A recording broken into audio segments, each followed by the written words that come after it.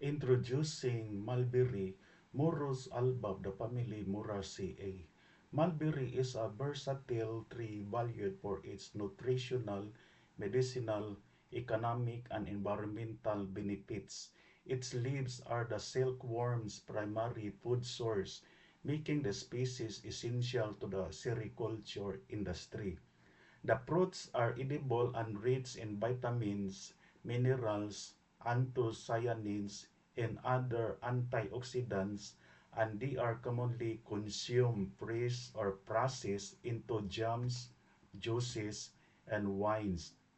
In traditional medicine, various parts of the plant, including the leaves, fruits, bark, and roots, have been used to manage conditions such as diabetes, hypertension, inflammation, and high cholesterol.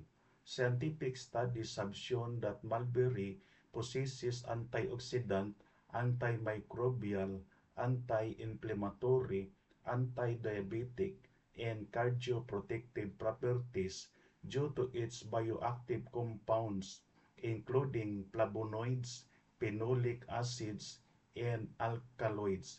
Additionally, the tree contributes to environmental conservation by helping prevent soil erosion, providing shade, supporting biodiversity, and serving as a potential species for agroforestry systems.